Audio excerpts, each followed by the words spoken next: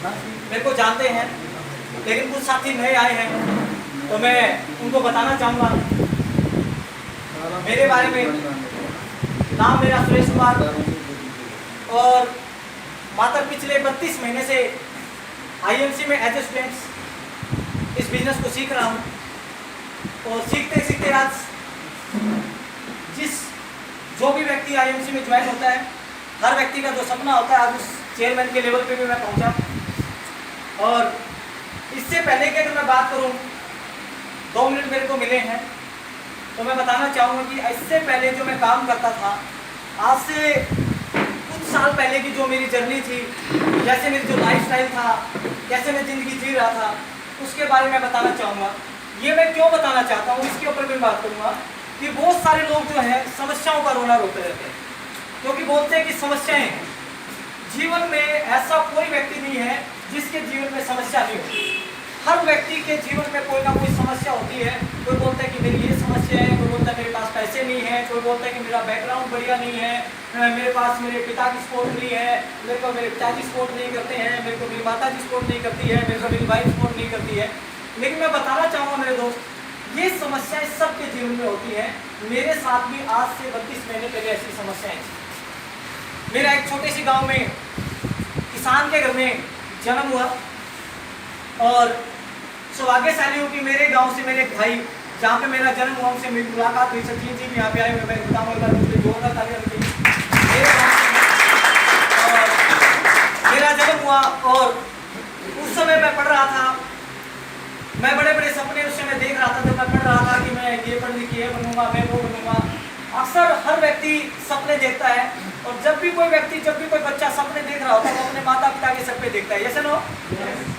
हर व्यक्ति जब वो पढ़ रहा होता है, स्कूल में होता है, कॉलेज में होता है, एक सपना होता है कि हाँ मेरा माँ बाप है, आज जिंदा है, वो मेरी परवरिश करेंगे, मेरे को अच्छी एजुकेशन देंगे, अच्छी पढ़ाई कराएंगे और मेरे को एक अच्छी नौकरी, अच्छी जॉब या एक अच्छा बिजनेस मेरे को करवाएंगे।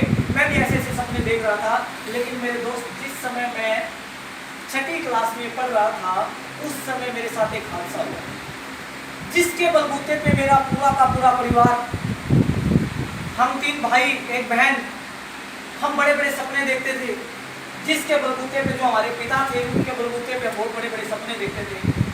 लेकिन कहीं ना कहीं परमात्मा को वो मंजूर नहीं था। परमात्मा पता नहीं क्या चाहता था, परमात्मा की मर्जी कुछ हो रही थी।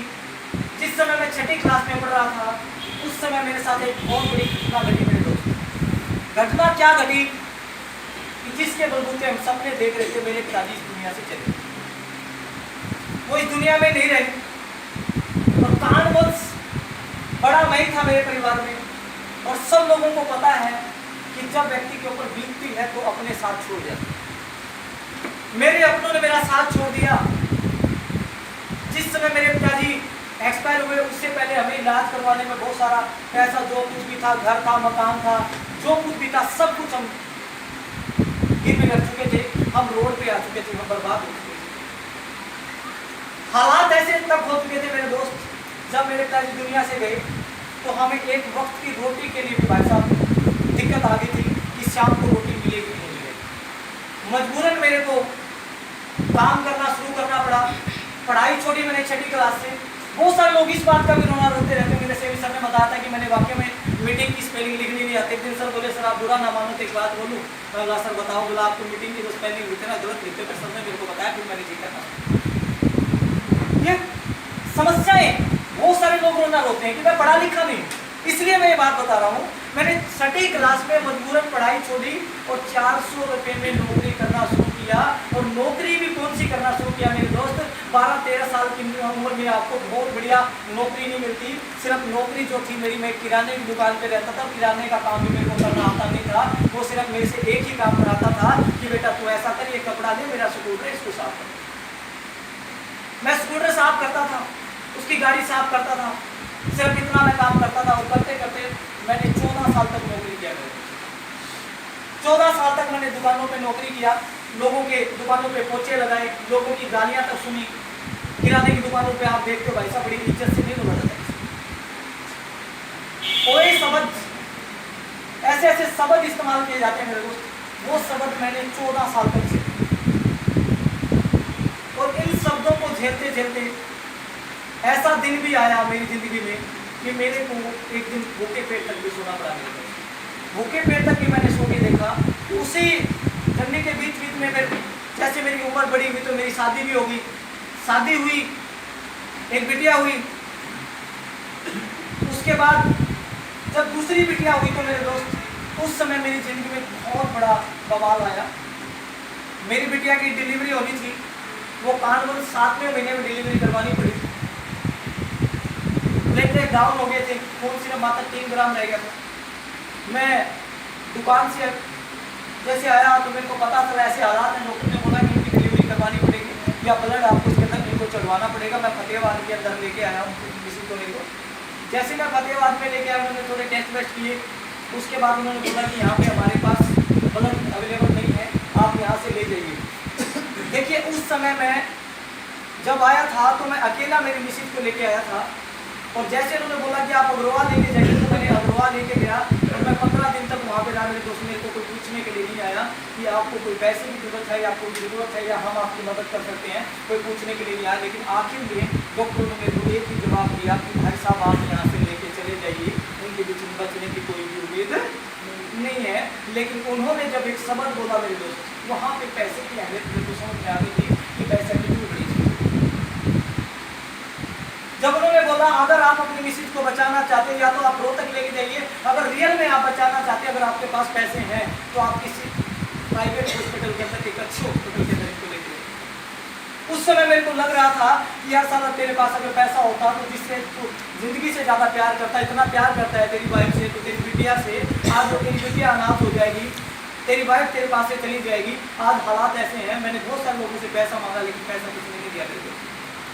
जिनको मैं अपना मानता था उन लोगों ने भी मेरा साथ नहीं दिया, लेकिन कैसे ना कैसे करके मैंने एडजस्ट करके मैंने सिरसा के एपेक्स हॉस्पिटल में उनको एडमिट किया और वहाँ पे डिलीवरी हुई। परमात्मा की मर्जी थी कि वो बच गई और वो घर पे आई। लेकिन उस दिन से मेरे को अहमियत समझ में आ गई कि पैसे की इम्पोर्टेंस बहुत है। उसके बाद मेरे भी सपने हमेशा से बड़े थे लेकिन कोई कारोबार नहीं था। मात्र करते करते आज से 14 महीने पहले मैं 6,000 की तक नौकरी करता था।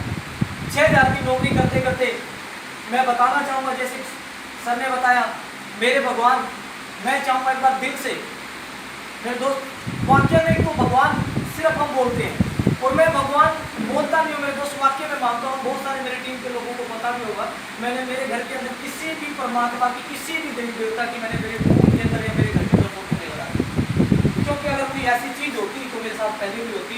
लेकिन जो भगवान के रूप में रियल, जिनको भगवान के रूप में मेरे घर पे आए, वो मेरे ग्रेट अपलाइन और मेरी जिनको मैं मोनिटर मानता हूँ, मिस्टर महावीर सिंह जी। एक बार मैं चाहूँगा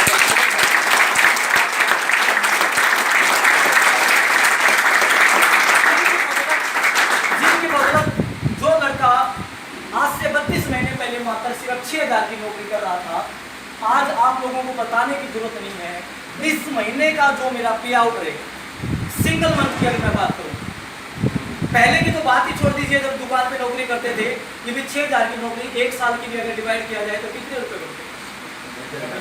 ये टारगेट तो मैं आज से 20 महीने पहले खत्म कर चुका था।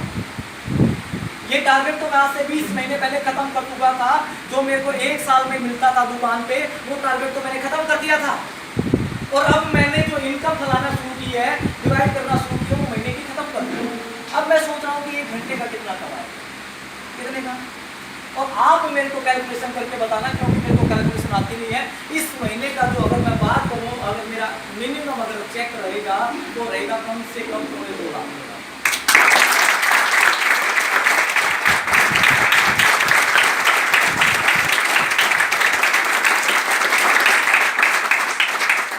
बताइए दुनिया की कौन सी ऐसी इंडस्ट्री है एक व्यक्ति पूरे दिन में 10 घंटे काम करता होगा? ये से नो ज्यादा तो 10 घंटे काम करता है, कहीं नौकरी करता है, जॉब करता है, 10 घंटे काम करता है। 10 घंटे काम करने के बावजूद अगर आप मेरी इनकम को डिवाइड कीजिएगा, अगर तुम्हारे 2 लाख रुपये हो, आप 1 घंटे के हिसाब से पढ़ाई करें तो कितने रुपये बनते हैं? घंटों के हिसाब से सोचिए भाई साहब, कितने बने? कैलकुलेशन करा दे। 10 घंटे काम करता है, अगर मेरी 10 घंटे के हिसाब से उन्हें 2 लाख इनकम को डिवाइड करेंगे तो आप कितना रुपया हो जाएगा? कितने रुपये? 600 रुपये घंटा। पक्का? कितने लोग हैं जो 600 रुपये महीने का, 600 रुपये घंटे के कमाते हैं? है क्या? की कौन सी ऐसी इंडस्ट्री है मेरे दोस्त जो आपको मात्र 32 महीने सीखते सीखते 1 घंटे के 600 रुपए देना शुरू कर दे? क्वालिफिकेशन जहां पे आपकी ना पूछी जाए, एजुकेशन का कोई मामला ना हो, आपकी जात बिरादरी से हो कोई मामला नहीं, आप एससी से है, बीसी से है, कोई मतलब नहीं, जिसमें आपको मात्र 32 महीने में 600 रुपए घंटे का व्यक्ति बना दिया हो।